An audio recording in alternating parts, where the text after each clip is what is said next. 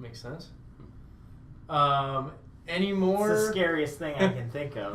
Well, I don't want to scare everybody. I just want to. It seems unlikely to accidentally give away your game.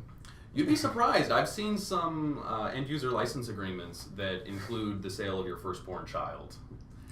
Whether or not that's enforceable, I haven't seen yet. But people get creative with contracts. People get creative with language. And we're moving in a direction in the legal profession to make contracts more accessible to laymen, to people who didn't go to law school. And that's a good thing because, the clearer your contracts are, the better chance that everyone's going to be on the same page. But there are still some terms of art which, depending who you talk to, have very different definitions. Yeah, for sure.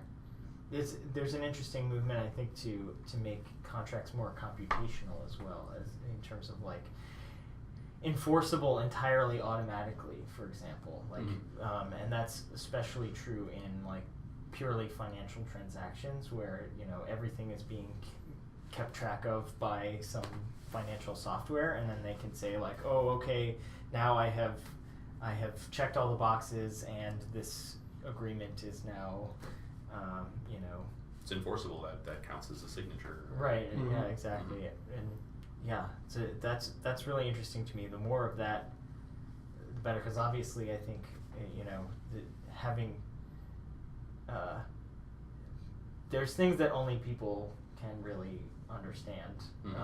But there are so many more sort of legal transactions now than there were when a lot of these laws were written, that there's just like not enough lawyers in the world to deal with it all. So if we can offload some of that to computers, that'd be good. Absolutely, it would make my life easier. So maybe we want to jump into one of your other hats quick. Of course. I can't believe I said there are not enough lawyers in the world. Yeah, we have that on camera, man.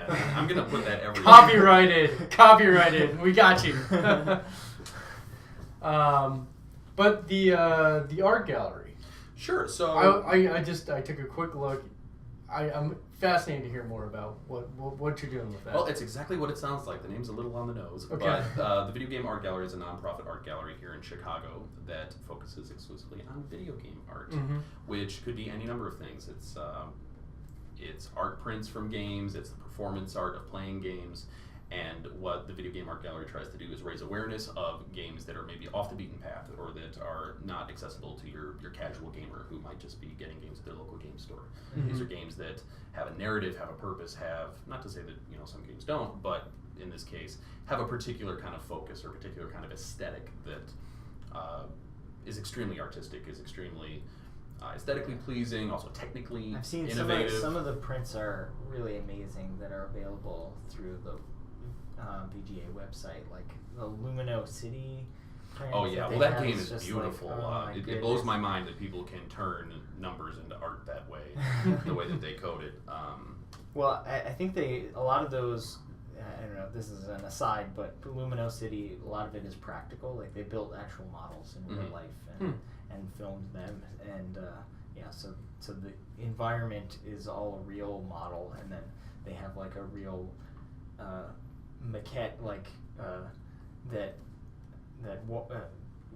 they animated on a green screen or whatever, and then they composite those. Kind of all the best kinds of still frame photography and stop motion animation. It's very cool stuff. They use like great depth of field, and it's amazing. But yeah, your organization is so cool, and it's been great to partner with them on BitBash.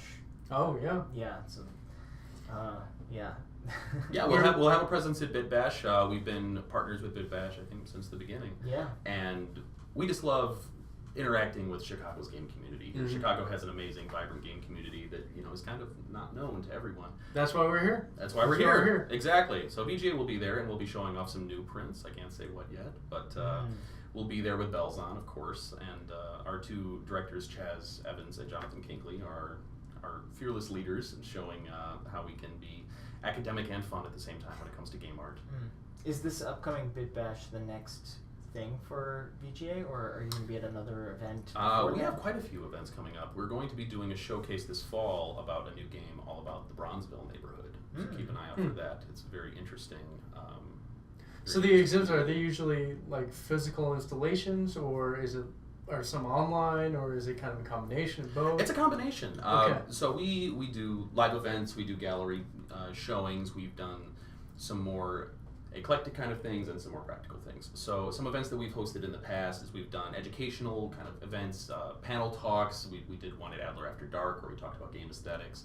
I myself have spoken at several expos about the distinctions between game aesthetics and technical art and you know, what makes those pleasing to different people. But we've also had events showcasing some local Chicago game arts. William Cheer, our artist in residence, has had several events with us showing off his game Manifold Garden, which is an amazing exploration into architecture, color, and art and design. It's a very cool thing. You should definitely check it out. Speaking of, website, Twitter handle? So VGA Gallery, I believe, is at VGA Gallery. My own is at Loading Law, and my website is www.loadinglaw.com. And if you're checking out websites and have some free time, also check out the Chicago Video Game Law Summit at cbgls.com, which is an annual law summit. We're gonna get there. Yeah, all right. I just want to dump all the plugs in one spot. I'm just so excited. We're gonna come back. So we We're usually gonna come do full the plugs right. at the end, We but we can do for the individual things as we go, and then a big roundup. All right, we can do that. All right. So you're the captain of this ship. the captain now. Oh boy, I should be worried now. Whoa, the studio got really small all of a sudden. See, I was thinking like Captain Crunch, like I'm a happy No, kind of Somali captain. pirates. Somali pirates. Yep. Okay. We are definitely a Somali pirate podcast. Should we kick off to the what we're then? Oh yeah, sure. So this is kind of our reoccurring. Let me first check. No questions so far, so yeah, we'll go straight into the what we're. Ask us questions, Facebook. Please, we will answer them. We're your hostages. That was part of the. Give me back my That's all I took, children. man. You see that? Give me back my daughter. I'll answer any question you want. Wow, this feed got really. So we went from dark. pirates to Taken. Like, you're just moving through. But that was like the opposite I'm of out Taken. before we get Yeah, to Saw. no, I have a particular set of skills. They're crying. Please, I will answer make you questions. embarrassed to be around me until you give me my daughter back. That's like the worst Avenger ever. Yeah. Soggy man. I don't know where I'm going. So what weird? Yes. So the what we're. It's our recurring segment where we just Thank talk you for about focusing our podcast. I'm a conversational sheepdog. I bring it all back around. where we talk about just what kind of media we've been consuming. Since we produce content, we like to talk about what inspires us and what we're interested in. So, I guess I can get started off. I've been playing the Doom remake, which is I've actually also been playing that. it's a ton of fun. Alright. Doom 3 was terrible. I played through the whole thing maybe out of a sense of obligation, I guess, because Doom has just morbid curiosity. it did have that that special place in everyone's heart that grew up in the 90s. So I finished Doom 3 out of obligation and didn't terribly enjoy it, but Doom, the new one, is such a throwback. It's a throwback, and it's also a new feeling kind of thing. Like, they streamlined a lot of it, but it still feels very, action oriented. A lot of movement. I feel like it's that classic run and gun gameplay that It we all came is, to it love is, with Doom, yeah. with Mhm. a shinier skin on it, and just it's the little things that bring me back to the original Doom. Like, Well, it's interesting if you the try fact you to don't have to reload, the fact that Right. you can just run over your bullets and you're good to go. Less Mhm. realistic, more fun, I think. Well, if you try to play it like a conventional shooter, you die very quickly, right? Yeah. If you try to hide behind Do a cover. rock, the demons just come and pound the crap Yeah, out that of you. doesn't work. No, you Mhm. just need to circle strafe everybody. But yeah, it's literally you get in a room and they throw 40 demons in there. You just run around and shoot them. It's great. It feels Have you so played Devil refreshing. Daggers? I have not. I've seen a ton of gameplay of it. But Yeah, it's like a lo-fi, but it's more. It's like halfway between Doom and like a bullet hell. Mm-hmm.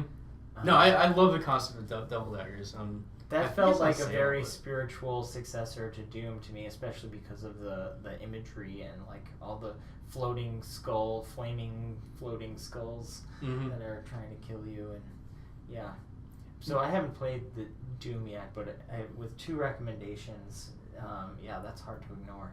And it makes fun of the kind of standard narrative that's running around, because at the beginning it starts it off and there's this. It starts like you would go into a long narrative session, and the Doom Marine just rips himself out of bed and like punches the monitor and just goes up and starts punching It's great. It's very self-aware. Yeah. It knows exactly what it is. Right on. I don't know what that is, but it seems to. Yeah. So what have you been up to? That's a good question. What have I been consuming? Well, I finished the book Mazes in Video Games. Okay. Which is What did we learn? It's a very dry academic book about mazes and all kinds of windy, confusing pathways in video games and also in real life. So it's usually like contrasting sort of the design principles of a real life maze, like the one in the gardens in Guildford, England, versus a Doom, for example. Like right. That Very maze-like levels. Yeah, there are some maze-like aspects to Doom, even though it's kind of at a basic level, it's very hub and spoke. Once you get into the weeds, there's some twisty little passages. And yeah, it was interesting. I can't say it was like a super satisfying book. It's not intended to be like a narrative by any means, but it had a lot of interesting moments. There's a part of like that sort of talks about the grammar of pathways and like basically how you could enumerate the all possible pathways, which appeals to me because I don't know, I like cyclic replacement systems and things like that where it seemed like maybe you could make a pathway that was like Turing complete if you decided that that being in certain areas constituted data. Yeah, it's an interesting book, very short. Mm-hmm. Any interesting takeaways in terms of like level design for your game or anything that you're working on that you could apply it to? Yeah. I mean, part of what I want in Codemancer is for people to eventually get to the point where they can basically write A*. Oh yeah. Okay. Within the programming language of the game. So hopefully they'll be able to do some pathfinding and even like on a basic level, just being able to explore in a sort of never-ending way and survive is interesting. There's going to be a section of the game that takes place in a dungeon where you can't see anything except the area right around your character. Mm-hmm. So everything, all the spells, programs, whatever, have to like anticipate everything for you. You can't like pre-plan basically. Interesting. Hashtag spoilers, huh? Yes.